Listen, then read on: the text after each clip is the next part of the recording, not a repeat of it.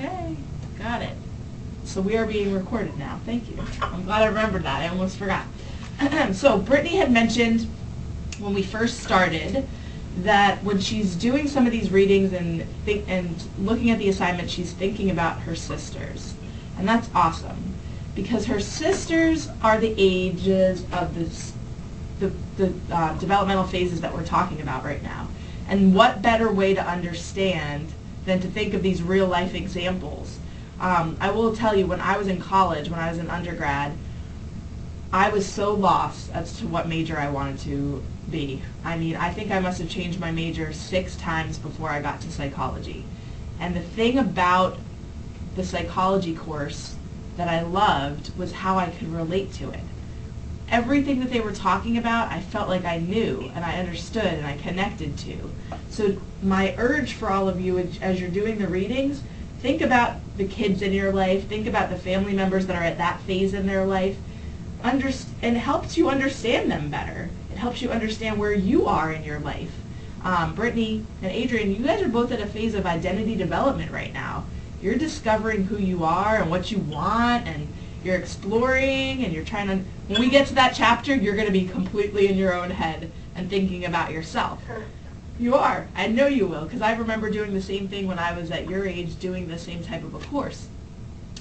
Now that we're starting at the earliest part of the lifespan, it's kids, right? It's newborns, it's infants, it's toddlers. My son's just turned 4. My daughter, she's going to be 2 next month.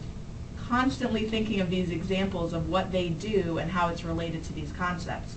So my question for you to start, can you each give me one example that you can kind of turn to from your life? And it could be a little sister, it could be from when you were raising your children, Laura. I don't know, I know you have children. Do you have,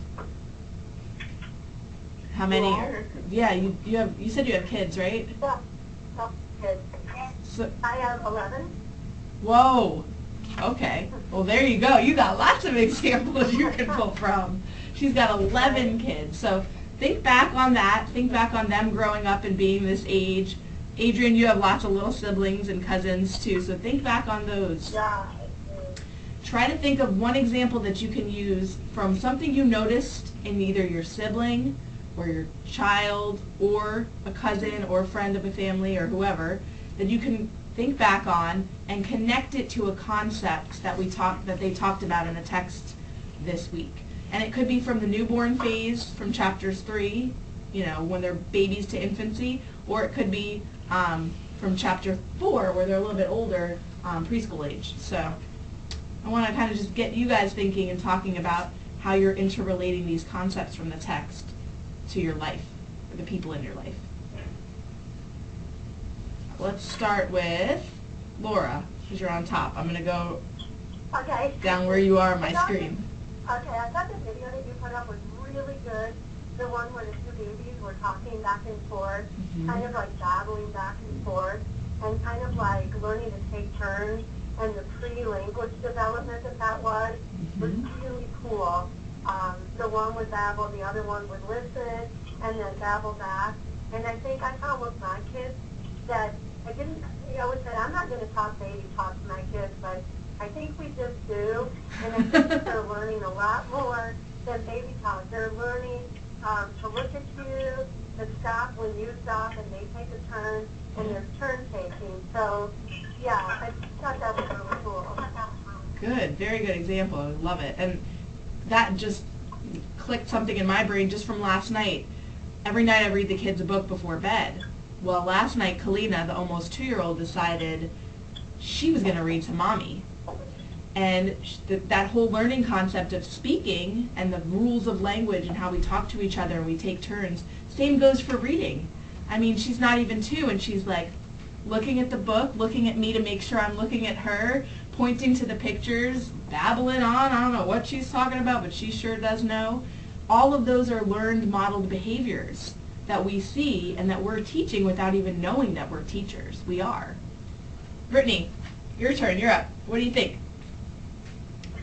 I thought one I noticed was the learning method of like reinforcement and punishment.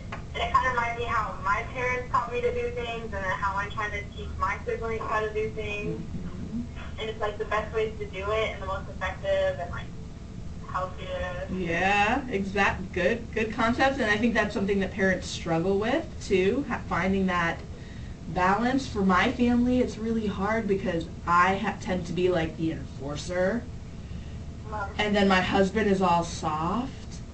And finding the balance between our parenting styles, oh my goodness, it's been one of those things where I think he needs to be harder, he thinks I need to be softer, and we have to find that in-between place. But what works, right? What works? And you know what's interesting also is what works for one child doesn't work for another child.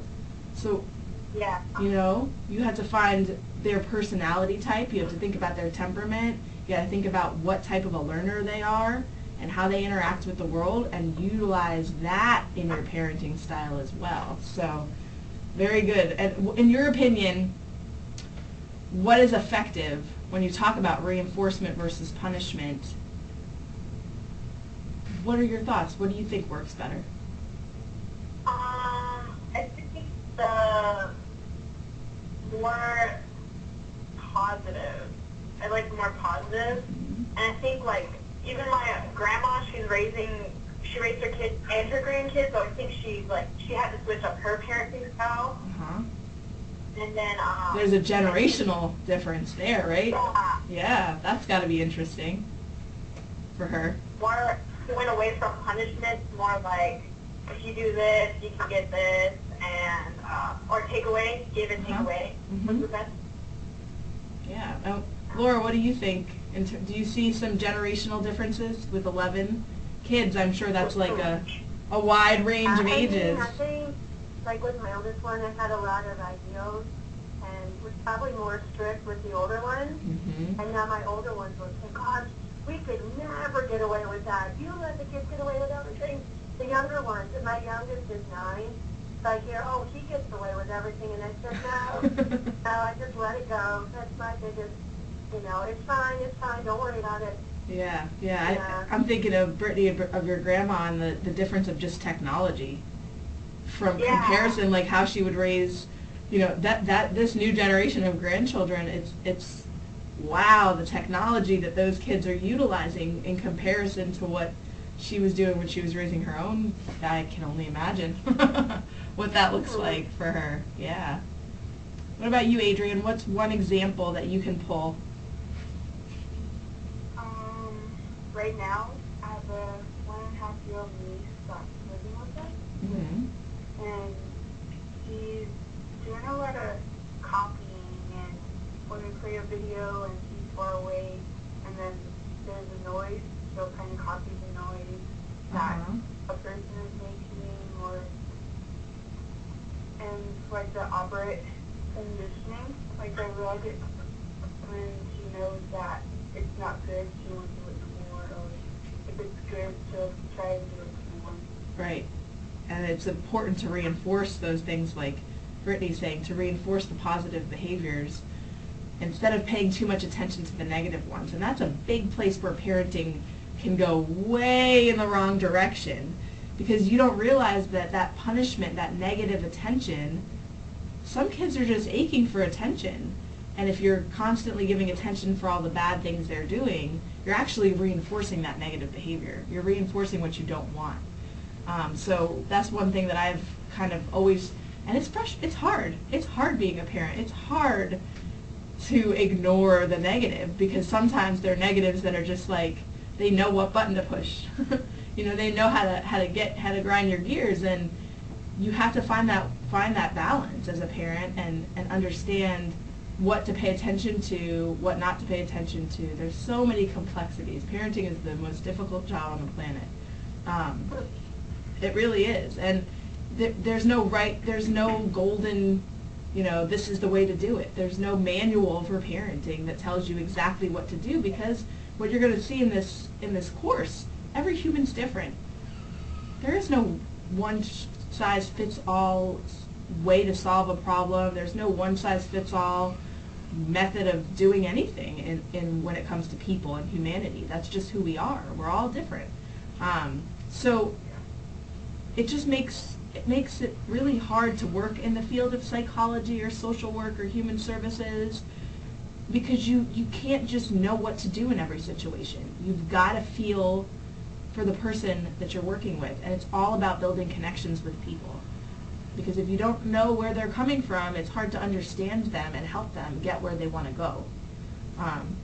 So understanding them at this age, understanding their development, that's why I wanted you to share your birth story for our introductions. I want everyone to see where we came from, because where we came from has a huge role of where we are now and who we've become. We each have our own path of getting to where we're going to go. Anyway, so very good examples, all of those. And I'm going to play you a video. This one is not one that was listed on the site, so I'm going to click off our section right here. And what we're looking for in this video is some of the physical changes. And with kids, a lot of times when things change for them physically, when their abilities change for them, that they're able to do more, their personality often follows suit. A good example of that, if a kid can't dress himself, or, because their fine motor skills just make it so they can't do that yet, right? So a lot of times their physical abilities will enable them to have more control over the world around them. So that development, that physical development, leads to a lot more of their independence and taking control of things. So throughout this, you'll see the more physically independent that the baby becomes, they go from you feeding them with a spoon, now they're feeding themselves with a spoon, right? And then next thing you know, you see them feeding their baby doll with a spoon. So they start that physical development, it follows them and gives them more and more independent capabilities that they have. So what we're going to be watching in this video is how this father is talking about his child's physical development. And we're going to be thinking about some specific questions, how the parent assesses that development, whether or not we think it's normal, their view of the development of their child, what's unique that the father notices about the child's development, and then pay particular attention to what he's talking about. He says the baby's body was a frog body. Keep that in mind. I want you to think about that note. And then also how they describe the changes that they see. So I'm going to play this and then we'll talk a little bit about the clip. Well, he's just growing bigger, arms getting locked. He goes through these phases where Can you guys hear that? his stomach Not gets really. Hold on a second. Let me raise the volume up a little. a bit bigger. Hold on. Well, he's just growing bigger, Where's my volume on here? Oh, there we go.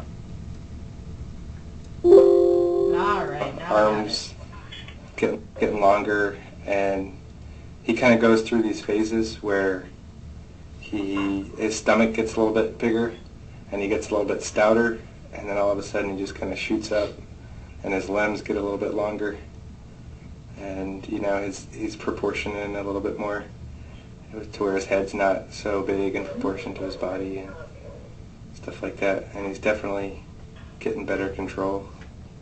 Okay, so does anybody remember what he's talking about? The disproportion of a baby when they're growing? Did any of that sound familiar to you? Yeah, well, the head and trunk are bigger. Uh-huh. What's the trunk? It's like the upper part Okay. of the body. So for my daughter, it's kind of interesting. She's growing at a phenomenally faster pace than my son did. She's actually only about 6 pounds less than him in weight right now, and he's 2 whole years older than her. So it's kind of interesting for me to see the differences in her physical capabilities at her age compared to where he was. He's like a little peanut. He's been much more slowly to develop his physical fine motor skills and things like that, whereas she's just light years beyond where he was, and she's actually the size of a 3-year-old, even though she's almost 2. So every kid's development pattern is going to look completely different. And you probably have had that, Laura, with your kids, that no one or two of them were the same in how they developed physically. And that physical development affects what their abilities are and their capabilities are. So they might be a little bit, like I know for a fact, I've said this with Kyler, he has always been really slow with his fine motor skills. He's just now started holding a pen the way you're supposed to hold a pen. For the longest time, he would hold his pen like this, and he would grip it like this, because this is the way it was comfortable to him. And I would always work on him, constantly trying to get him to hold it like this. Kalina, a whole 2 years behind him, is already holding her pencil like this. Since she's so much more developed physically, it gives her those capabilities at an earlier age. Not to say that he's any, intellectually, he's far more advanced than her, but the physical development oftentimes plays a huge role in where they are with other, with their capabilities to interact with the world. So I want you to keep that in mind, that oftentimes we kind of separate it. Oh, you're this old, this is where you should be with milestones, like you should be doing this or you should be doing that. And a lot of parents get hung up on that. Oh no, my kid should be here and they're there. Keep in mind that we all develop at different rates, and it could be that Kalina hits a phase where she stays at this height and weight for 1.5 years, and he shoots up and outgrows her. It really just depends, and everybody's different, so I want you to keep that in mind when it comes to physical development. Any questions? Is that kind of true with the girls develop sooner and the boys shoot up after too? Yeah. Like, I think you really notice that in middle school as well. Yeah, and I think that's another important factor too, that it's different between gender. Girls and boys develop at a different rate. Also, I think it's genetics too here. When we talk about nature versus nurture, like we did in the first couple of chapters, Kalina she's built like me. She's got muscle, she's got girth, she's like my husband is very small. He's a smaller guy. He's more of a petite person, and Kyler, you could see it in him. He's got more of that. I joke with her, I'm like, Kalina, you've already got mom's butt, and it ain't going anywhere, girl. Don't worry. I'll help you understand what you got to do and what kind of jeans you need to wear and how you're going to work it. But genetically, you can see that she's got more of my genes in terms of body mass type than Kyler, who's just looks physically more of a small statured person. So all of that comes into play too. It's not just the girl versus the boy. I think there's genetics that come and play a role. And you see how this makes more sense to you hearing realistic examples. I want you to keep thinking that way throughout the entire class. What kinds of examples can you build to connect yourself to the context of the materials we're reading about? So that's the first I wanted to share with you to get you thinking about physical development. The second one, where are we? Cognitive. So this one this one's a little bit more about mental and cognitive development. And when we talk about this one, this is an interview with a child, preschool age. I want you to think about his reasoning, the way he answers these questions. And at this age, you probably all know from kids that you know that are this age, completely inquisitive. They want to know why everything happens that happens. And it's weird because before that, they didn't care. They didn't even say why. They just took it as it is, right? And now all of a sudden, they hit this milestone in their cognitive development, and here they are asking these profound questions, like really wanting to understand why things work the way they do. Kyler in particular has this fascination with the where. This map wants to know if we're going north or south, and Anchorage is south, Mommy, and Eagle River is north. And I'm like, what? Like, where did all of a sudden you want to know about these types of things? It's part of cognitive development. All of a sudden something clicks. There's this change in the way that we think, and we start thinking about the why, the where, the how. So keep that in mind as we're listening to this little clip of this young man. The mommy gives the juice to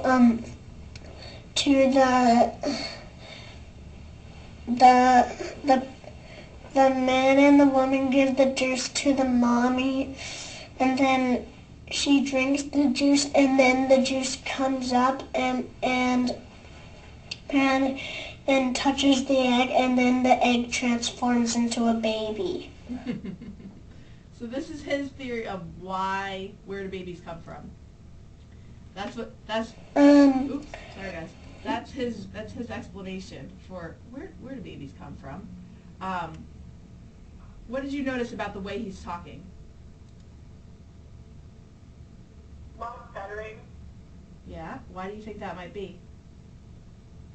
Probably he can't keep his mind or his thoughts together and use the right words. Mm-hmm. Exactly. He had a lot going on up here. He knew what he wanted to say, right? But sometimes at that age, getting what's in here to fluidly come out the way you want it to, that right there is really difficult for that age because of the language development, where they are with language. And it could be frustrating because you're like, just tell me, you know? But the kid, they're really trying and they know, but it just won't come out. You know what's really interesting for me was my brother. He had a brain injury 2 years ago, and where he was in language development after he was recovering from that injury, he would oftentimes talk to my son, his nephew, and say, "I'm like you," and make the comparison. And he couldn't say what he wanted to say, but they were at the same stage. He felt like they were both learning these words, trying to communicate what they wanted to say. They knew what was going on, but they couldn't really quite say what they wanted to say. So oftentimes with brain injuries, we see similar types of language development because you're relearning some of these concepts. So it's almost as if you went back in time to back when you were a kid. So that's something important to keep in mind. Even patients suffering from strokes, when they lose that part of the brain, that language development, all those interconnected pieces that the brain is building during childhood, they get broken. And the brain has to reconnect them all, and sometimes they're not the same connections. Sometimes they're rebuilding new ones, right? So it's often the same type of language development that happens in childhood is kind of happening again. It happens at a faster rate in the recovery process because it was already there at some point. It's just a matter of those nerves finding the right connection and rebuilding those connections. Whereas in language development with kids, they're learning this all for the first time. Any questions? It's really, the way the brain learns these things is just so interesting. And sometimes I think I wish I would go back to school and learn more about the way the brain works, because it's just so fascinating to understand the intricacies of how all of this happens. Let's see, I think there's one more clip I wanted to show you to think about. Here's another one for cognitive. This is another child, same age group, talking about where babies come from. Mom's and dad's tummies. They grow in mommy's tummies and dad's. So what is her? What do you think? Where is she cognitively versus the boy before?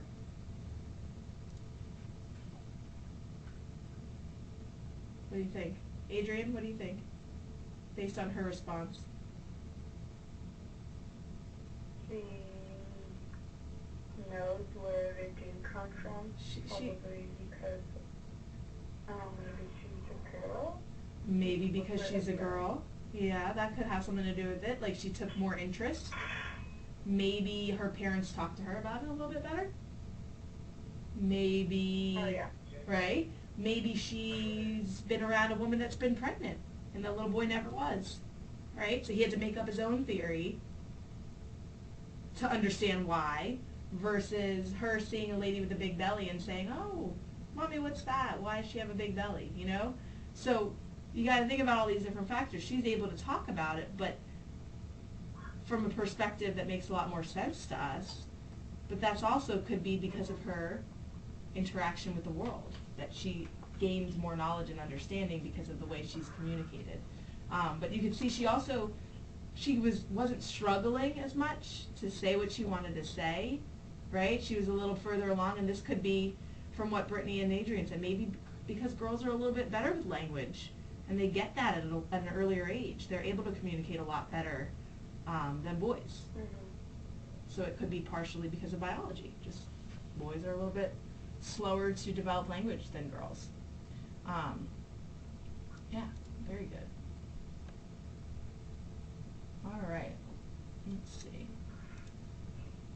I think that was my last clip for you. Just want to make sure. Yes. Okay, perfect. Where's our site? Now I closed the My Campus site? Okay, of course I did. So, anyway, the next thing I wanted to talk about is memory.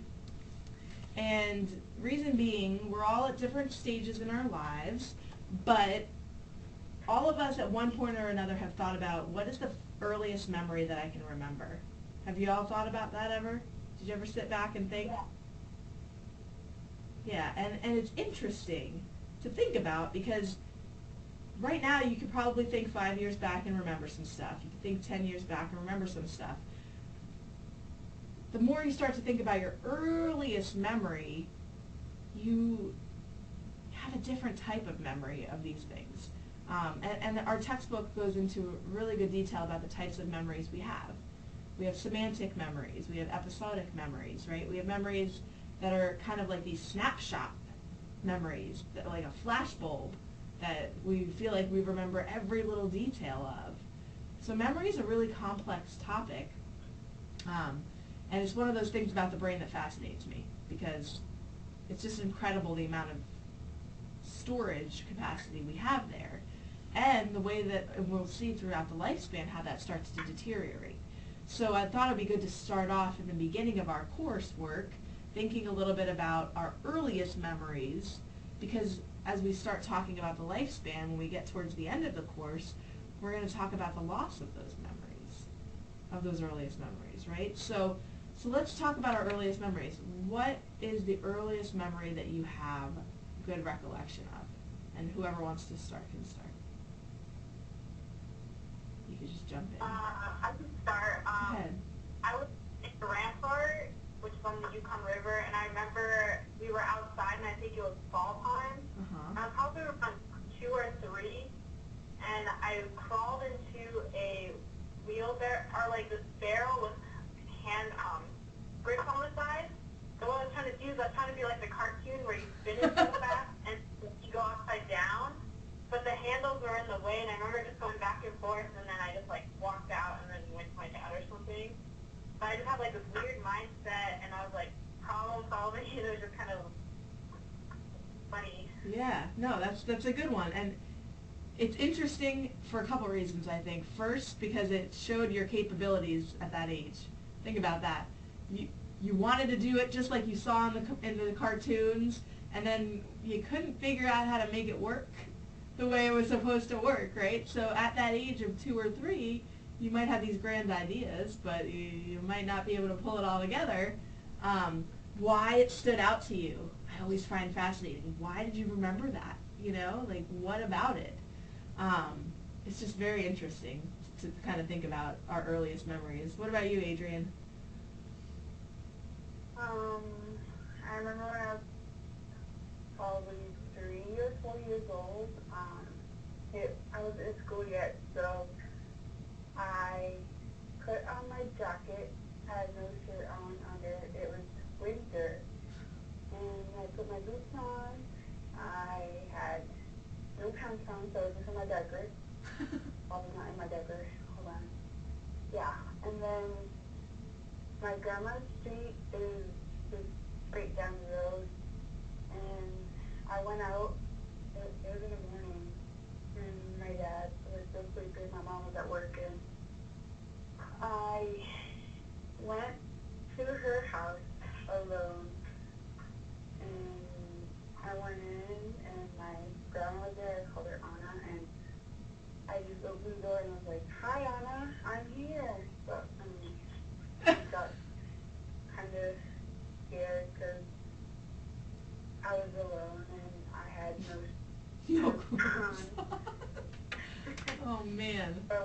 cleared her house alone. And that one, why do you think you remember that so clearly? Did Grandma give you an earful? Yeah. Yeah, I'm sure she did. So sometimes that's why it's such a strong memory, is because it was like one of those moments of your life where you realize, like, you don't do that at that age by yourself, like it was a moment of learning for you. So that could be part of why it's an early memory. What about you, Laura? We were living in Hawaii when I was little, and it was my third birthday or fourth birthday, and my parents hired like carnival rides to be there, and I remember getting on a ride and the guy handing me a bracelet. No idea why I remember that, but it was like a really big deal to have all my little friends there. We were in Honolulu, and the guy running the ride gave me a bracelet. So one of those experiences that you imagine as a little kid, this is just kind of an awe, kind of an experience like that. Yeah, interesting. Mine is another one that's kind of one of those weird things. I don't know why I remember this so clearly, but my mom, when I talked to her about this, I said, did this really happen, or did I just imagine this? Because I have this really clear memory that I used to keep my tea set in a Rice Krispies box, and she looked at me like, how do you possibly remember that? I was probably about 2 years old, and she told me I cried my eyes out that she wasn't allowed to throw away the box, because I wanted that box because I liked Snap, Crackle, and Pop, and I wouldn't let her throw it away, and then I would put my toys in it, and mostly my tea set, and I would carry it around in this box. And I remember the tea set was red with little yellow bears on it. She's like, this is creepy that you remember that much. But why do I remember that? And that's the earliest that I can remember. I don't remember anything earlier than that, and I hardly remember much, between. But for some reason, I have that clear memory in my head of a Rice Krispies box. So that's so strange that that's what kind of stuck out to me. And I guess that's the point. Like, to me as a 2-year-old, that was really important to me, that box. I don't know why, but it was. So the types of memories that we keep as our earliest memories are oftentimes these things that really meant something to us, or we had some type of a reason for remembering it back then, like Adrian's example. She got an earful. She did something that she wasn't supposed to be doing, so it made an impact. I know my little sister, one of her earliest memories is a really traumatic one. She was injured when she was little. Somebody threw a fire, it's like one of those, not M80s, but one of those big fireworks, like a blockbuster, out of a window of a New York City apartment building, and it landed on her leg. And that memory, and she said of the whole experience, it's not the pain that she remembers, it's the smell of the firework. And every 4th of July she can't stomach. She hates it because the smell of that brings back that memory. And she remembers also something specific about telling my grandma how sorry she was that she got blood on her shirt. I'm sorry I ruined your shirt, Grandma. Like, those are the things she remembers from it. The smell, for some reason that piece with my grandma being there with her the whole time. And her earliest memory isn't one that she's very fond of, but it was a very impactful moment. So when you think about those things, when you think about our memories and the reasons why we remember the things we do, a lot of times our earliest memories are these episodic. They're these memories of what happened, but not really memories of how to. We don't necessarily remember how did we learn how to write. Well, it happened over a long process, and it took time, and we developed it over time and learned. Whereas when these episodes, these things that we remember and we relive and we talk about, oftentimes kind of get embedded in our memory. My case is kind of weird because I really thought I imagined all of my my memories. I had to be confirmed whether or not they were real. It's like, is that real? I don't remember that being real. So think about that when we're talking about memory. And oftentimes with studying, and you guys are, when you're taking classes and you have tests and you have to study, think about memory. Think about the way it works in what you're doing. Think about ways to help you remember, because to be honest with you, with a lot of the stuff that you're going to learn in college, and you're going to learn through these coursework, you don't need to memorize these things beyond the exam. You need to know the concepts. That's why in my courses, I don't like giving multiple choice exams and trying to cram you guys with this information that you're never going to have to spit back out again. I like you to think about the concepts and develop connections, and then utilize those in places where you will use them again in the future. So don't get so hung up on remembering as much as building connections and creating examples for yourself, because that's where you're going to do much better, especially in a course like this. So did want to talk a little bit about memory. Thinking of any other concepts that really stood out to you that you want to talk a little bit more about, because these teleconference sessions each week are really about discussion.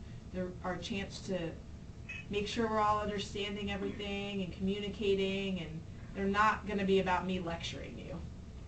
I thought, can I say one? I thought that video was so neat. The guy that showed that baby in the hospital, and he did the bringing in a rat, bringing in a dog, bringing in all these other animals. I showed all my kids that video, and my daughter as a child, a little girl, and I showed her that. And I said, it shows kids are not born to fear things. They're not born to be afraid of things. They're not born to be afraid to try new things. But when we create narrow associations with things, that puts fear in kids. Exactly. And I thought that was super interesting. Right, little Albert. My person have another baby, and she keeps saying, I don't know what, Emma, her daughter, is going to do when we go to the hospital. What is she going to do? And I said, Nadia, every time you talk about that, Emma hears you and thinks something isn't okay. And I said, she is going to act out on what you're saying. Yep. And I showed her the video, and I said, you got to stop. Kids are smarter than you think. Even if they can't verbalize it back, they are internalizing what you're saying. Exactly. Yep. Exactly. Yeah. And we oftentimes don't recognize that. We think that, oh, well, bears are scary, or like in that case, like, why wouldn't a kid be afraid of this rat or this creature, right? You would think that that's just innate, but it's not. It's all learned, and everything is learned. It's the same reason in nature where when you see these bear attacks, it's not because they're protecting their babies. It's like an innate type of a thing. They're not. Yeah, no human being just wakes up with a fear. It's something that's learned. It's something that's learned, and that's something we have to consider in human development for sure, especially when you're working with people on these different types of things. Depression is learned. It's a learned thing. People that are depressed, it doesn't happen naturally. It's because of what's going on. They're feeling that way, and they can learn their way out of that feeling because they can do things to make themselves overcome some of those feelings. But a lot of mental health disorders, there are genetics involved, but a lot of those things, through discussion, through talk therapy, through experiences, through changing your being, your person, who you are, could be overcome. So you have to think about that whole concept when you're working with people. Absolutely. Yeah. I think it's interesting. One more. I think it's cool because my daughter and I, now we homeschool, so now we're talking a lot about Alaska and a lot about Barrow and, the different places on the North Slope. And my kids, their reaction, because they have so much right here, and they say, well, where do they go to the mall? Where do they go and do this? Where do they have fun? What are they doing? And I said, see, you come from the idea to be totally entertained. And I said, that's how you grew up. But that's just you. Other kids learn a different way. And I thought that was super interesting, that my kids couldn't understand how you could not go to the mall or go to places that, these other, in the Arctic Circle, there aren't those places to go to. And So those part is pretty Yeah, cool. cultural differences in Yeah. what's enjoyable, right? Because a lot of Alaska Native kids will tell you, well, we go outside and we play out. That's what we do. And we make games and things to entertain ourselves. But there's also, I think there is also a lot of the clash between modern culture. And I think Brittany talked to this very well in her family autobiography assignment that she did. There's this, the way we were, the way we need to be, and how do we find the meld between the both of them in who we are. And I think it's also interesting because Brittany and Adrian, both of you are developing that sense of identity of who am I, and you have to think about where your culture fits into that. Whereas a lot of the kids in the lower 48 might not necessarily think about that when they're thinking about identity. But for you, it's so important. It's so important to who you are that a lot of kids in the lower 48 have a lot to learn from you young people. Absolutely. So when I think of Byron Nikolai, you guys both probably know who that is, right? You two? Yeah. Adrian, you know who he is? Yeah. Yeah, and you should look up his YouTube videos and things, Laura.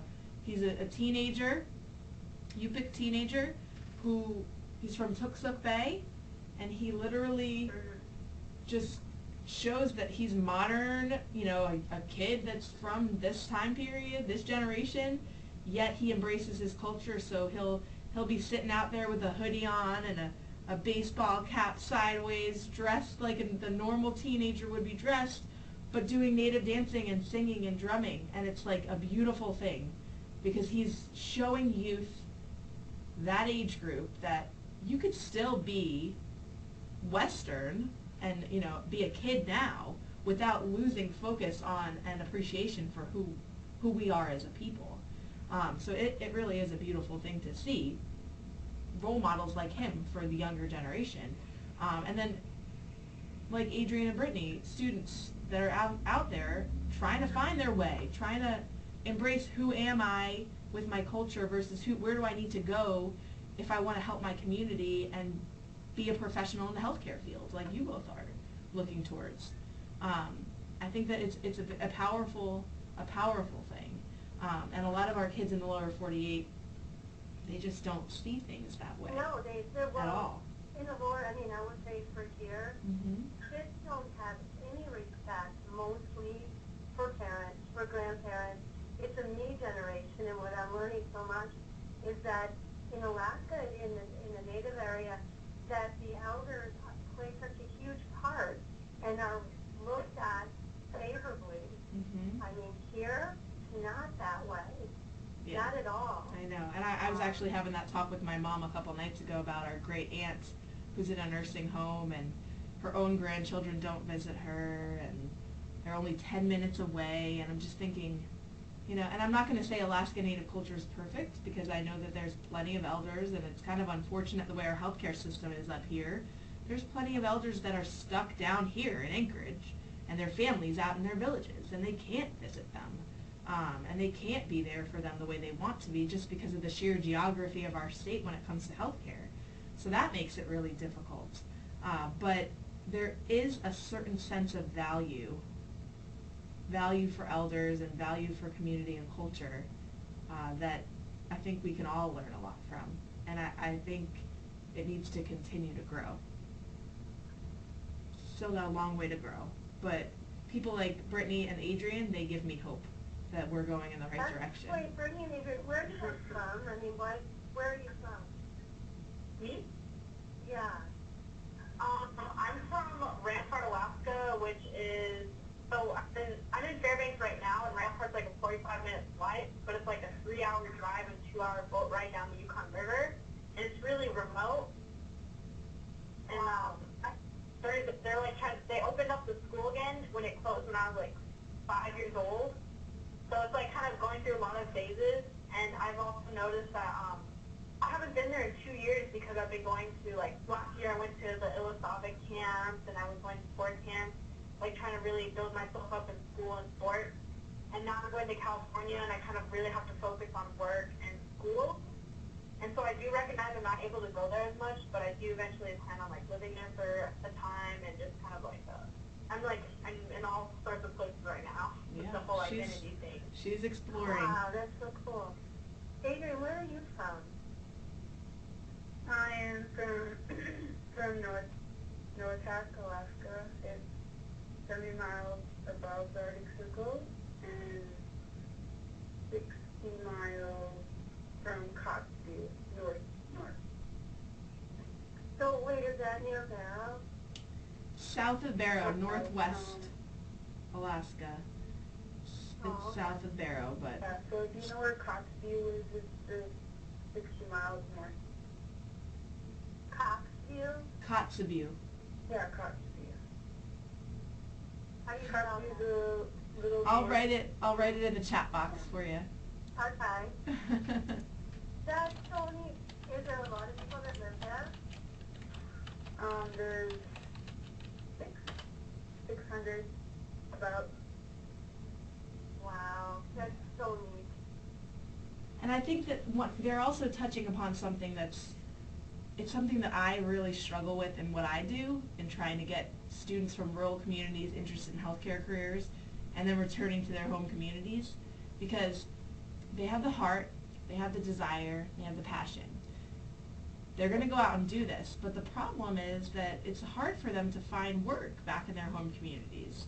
Because if they go out and they're going to become psychiatrists and doctors and nurses, and they're going to go back to their home communities, and there's just the reality of their hometown is that there's no work there. So how do you encourage Alaska Native youth to go back to their communities or to leave their communities and get educated when there's no return workforce for them to return to back See, there? that's sad.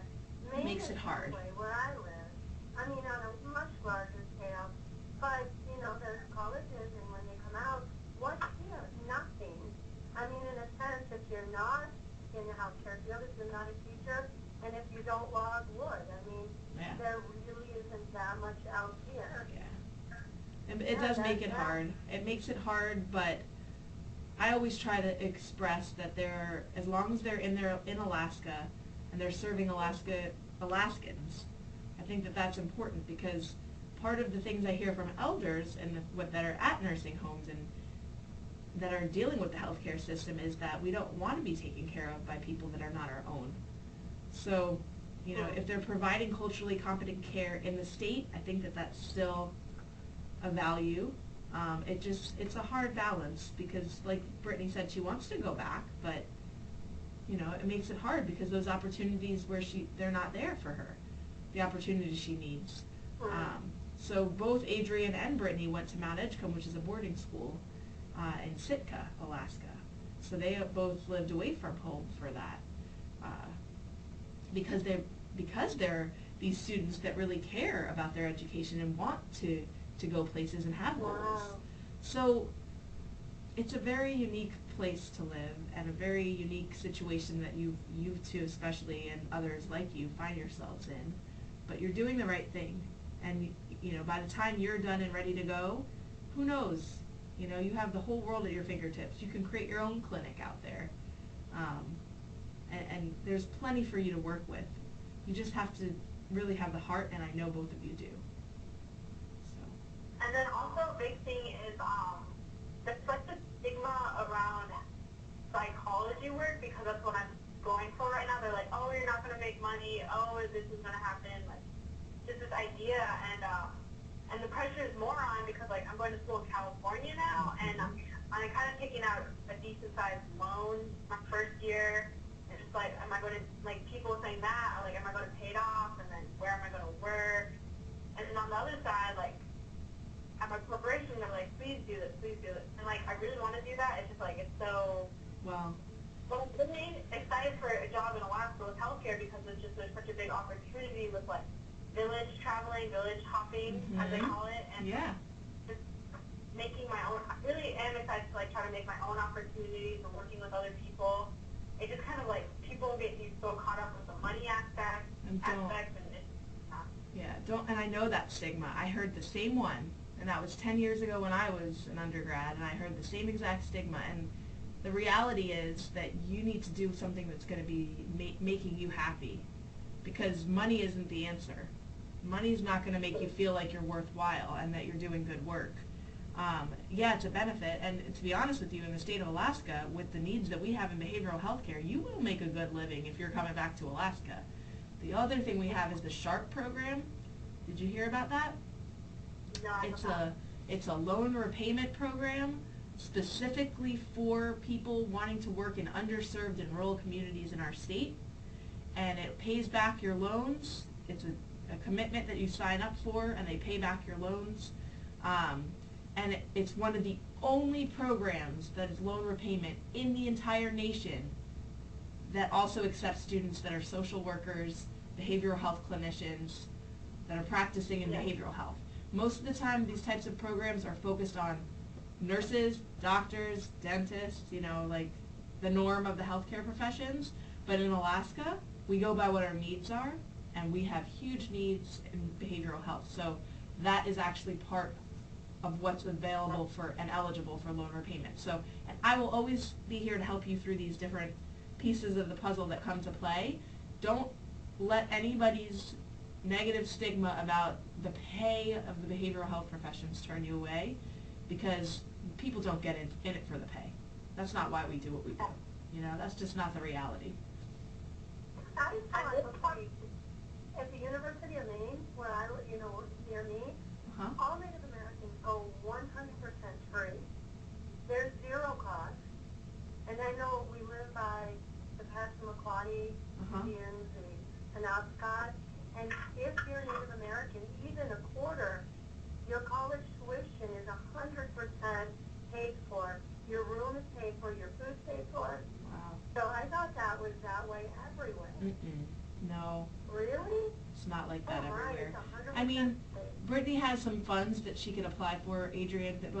There's the American Indian College Fund, and there's lots of different scholarship programs available, but unfortunately it's not set up the way it is in Maine everywhere, where it's a full ride out. I think it's any Native American. It should be. It should be. Yeah. Yeah, and I think, Brittany, your college is a private college, is that right? Yeah, private, not. So that's part of it too. Oh, okay. It's the where you're going, which school. But you're doing the right thing. You're always looking on the lookout for scholarships, and that's you're doing everything you can. And everybody that has loans, it's not the end of the world. There are ways. There's ways to pay them off, and in addition to the one I just said, there's the National Health Service Corps, which is a loan repayment program on a national level, and then there's also public loan forgiveness. So if you work in a public service field like human services, for 10 years, anything left over on your loans will get paid off by the government. So there's options. Don't worry. I noticed that the senior year you kind of focus on the just for high school seniors, but now that I'm reapplying for everything, I have 3 villages that I'm connected to that are paying part of my loan, and I'm really working on that. And I'm really happy I got in contact with you with the summer camp last summer, because now I have you as someone who is in the psychology health field to really help me out. And then I've noticed that my colleges are really good about connecting me with people too. Yeah. So I'm way less worried when I saw my connections, and just no, I can't pay my loans off right now just because I'm in school and I don't have too many jobs options other than in the summer. But it's there's so many options, especially with my age. I realize there's so much I can do, and any way I go. Yeah. And the other thing that I did that might be useful, I worked my way through college, and I always paid my interest. I couldn't pay the whole payment, but I would try to just plug a little bit of money on it each month. Not much, what I could afford. And I would plug that down on it. It wasn't required, but it did help me afterwards. It made things a lot more manageable. So that's something to consider too. And I'll always send, if I see anything that's scholarship-wise, I'll send it your way, for sure. Thank you. You're welcome. All right, well, we are at 1 o'clock. Does anybody have any other questions or anything going on that they'd like to talk about? All right. I'm going to end the recording. I will go back on and post the recording in a readable format that's not private anymore so that you guys can view it. And then it'll be available, this one will be available for the folks that missed today's call to view as well. And thank you all, and we'll, same time, same place next week. We'll meet again. Okay. And I'll be online actually probably tomorrow, grading some of the stuff that you guys have posted for this week. All right? Questions, we just email you. I don't have to be right now, but Yeah. for reference. You can always email me, and I also put my phone number down, so in case you can't get me via email, you can text me. The other thing I mentioned during our call last week, that Memorial Day weekend, I'm going to be on a family RV road trip. We're going all the way up to Denali, so I don't know what my service is going to look like. So I have Carla checking in on the class for me. So you'll have somebody to reference. Even though it's not me, somebody will be here checking in. And you can always still text message me, and if you really need me, that's the best way to get a hold of me. Okay. Okay? All right, guys, have a good weekend. Enjoy the sunshine. Right. I hope it's sunny everywhere. It's so sunny here.